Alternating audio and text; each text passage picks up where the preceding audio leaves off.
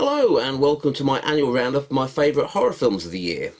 It's not been a bad year for horror, I feel. There's been some very good films. There's also been some bloody awful films, of course, but overall, there were quite a large number of titles that I really enjoyed, and as always, it was a struggle to keep my list to under 10. Now, before we start, a couple of honourable mentions. Firstly, the film Wolf Cop, which I really meant to include in last year's list, although sadly I was rushing when I compiled the list and it accidentally got left off, but it should have been there, so apologies for that. Secondly, I'd like to mention the zombie film The Darkest Day, which to be fair wasn't quite good enough to make the list, but it absolutely stunned me by the fact that it was filmed for under £1,000 and somehow managed to feature an entire army battalion and some cool fight scenes with the zombies. But anyway, with that, let's crack on. So in no particular order, the first in my list of films of 2015 is Wolves. Lucas Till plays a young drifter who's trying to conceal the fact that he's a werewolf, only to stumble into a remote town full of them, and quickly becomes embroiled in a feud between the town and a feral pack living on the outskirts. Game of Thrones star Jason Momoa is aptly cast as the bad guy and was an interesting twist on the old western tale about a remote town being terrorised by outlaws, but the outlaws in this happen to be werewolves instead of cowboys. Definitely one for the fans of werewolf movies. The film benefits from its use of practical effects and solid cast, which includes Pontypool Stephen McHattie. Moving from werewolves to ghosts comes our next title, Woman in Black 2: Angel of Death. Some 40 years after the previous film, it's World War II and a group of evacuee school children are sent to stay at the remote Eelmarsh house, only to wish they stayed in London and taken their chances with the Luftwaffe bombs as they discover something evil is already living there. A good spooky follow-up to the previous movie, some of which was actually filmed locally to myself. I really enjoyed it, and it was kind of interesting seeing Adrian Rawlins in this, who also starred in the 1989 TV adaptation. Next up we have another supernatural sequel, Sinister 2. One of the supporting characters from the previous film takes the lead this time as he tries to prevent the malevolent demon from Part 1 from killing a single parent family that have moved into the house of one of the previous murders. An entertaining sequel with some fairly grisly death scenes.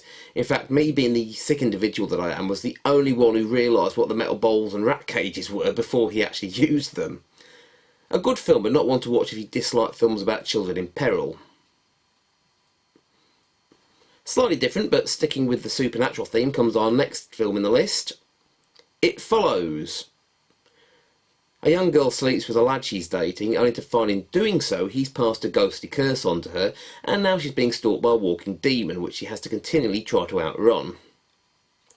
An interesting film relying very heavily on tension and atmosphere, in which you're never too sure if one of the people in the background might be this demon.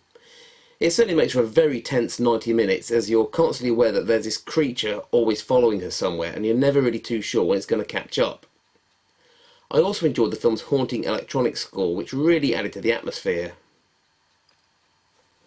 From ghosts to cyborgs now, with our next title on the list, Ex Machina. A young computer programmer wins a competition to spend a week at his boss's private retreat, only to find that he's really been picked out to help him test out a new artificially intelligent android that he's built. Perhaps more of a sci-fi thriller than a horror, I really enjoyed this, as you're never really too sure whether the robot in the film has actually developed emotions, or if it's just faking it to play on the other character's feelings, or if his boss has just programmed it to mess with him. There are several clever twists along the way that keeps you wondering as to what his boss's intentions really are, and it was a very dark, twisted thriller, which is also very visually stunning. I will say though that it did seem a little bit similar to the film The Machine, which was out the other year and featured in last year's list, but I'm sure any similarities were purely coincidental, and it's still a very good movie. From one cyborg to another now, with the next film on the list, Terminator Genisys. Yes, Arnie's back as a badass cyborg in this spin on the previous Terminator films, in which soldier Kyle Reese goes back in time to save Sarah Connor, as he did in the first film, only to find that history has changed and the events of the original movies are now playing out quite differently. Now, I know this film had its detractors, but I really enjoyed it. It was a really fun action movie which had several nods to the previous film, including Arnie going up against his former self, and the new T-1000. I will admit it had its flaws, like John Connor and Kyle Reese looking nothing like the actors who played them in the previous films, but all in all, it was good fun. Moving from cyborgs to serial killers now with our next film, which is A Town That Dreaded Sundown. Sort of a part remake, part sequel to the original 1974 docudrama about a series of real-life killings that took place in the 1950s. The film was essentially a retelling of the original murders, but updated to the present day, with a twist in that the police think it's a copycat killer who's basing the killings on the old film. I liked it because I enjoyed the original film, and it's a straight slasher movie this time with some interesting plot twists, which also features a good cast, including Ed Lauter in what was to be one of his last films before his death the other year. Now, if one lunatic was too much for you, there's a whole asylum full of them in our next choice of titles, which is Stonehurst Asylum. Based on the short story by Edgar Allan Poe, a young doctor takes a position at a remote lunatic asylum, only to discover that something is very wrong, and begins to suspect the people running the institute aren't who they appear to be. Kind of a gothic period drama. The film was a very dark, tense thriller with a first-rate cast which included noticed British actors Ben Kingsley and Michael Caine, alongside Hollywood regulars Jim Sturgis and Jason Thulis. I particularly liked it because Kate Beckinsale was one of the lead roles in this, and I'm particularly fond of her. A very different sort of film features in the list next, namely anthology film Tales of Halloween. Set in a small American town, the film features 10 short tales of terror that take place in and around the town on Halloween night, with each segment filmed by a different director. The film was tremendous fun and easily one of my favourite films of the year, which features horror veterans Barbara Crampton, Lynn Shay, Pollyanna McIntosh, and Adrienne Barbeau, who provides continuity between the segments as the voice of the town's radio DJ in an obvious homage to A Roll in the Fog. The film has only been released digitally to video-on-demand outlets so far, but it should be out on disc in the new year, so be sure to add it to your wants list when it comes out. And that brings us to my favourite film of the year. Now, as always, it was a very difficult choice, and I'm sure many will disagree, but my favourite horror for 2015 is Let Us Pray. Pollyanna McIntosh plays a fresh-faced police recruit who's thrust into this group of dodgy coppers on the night shift at a remote police station. When a mysterious stranger, played by Liam Cunningham, is brought into custody, it marks the start of a series of bizarre events, as everyone starts acting strange in his presence. And as the story slowly unfolds, it seems everyone at the station, both the police and prisoners alike, have been brought together by fate that evening, and the dark secrets that each one of them's harbouring may well prove to be the death of them.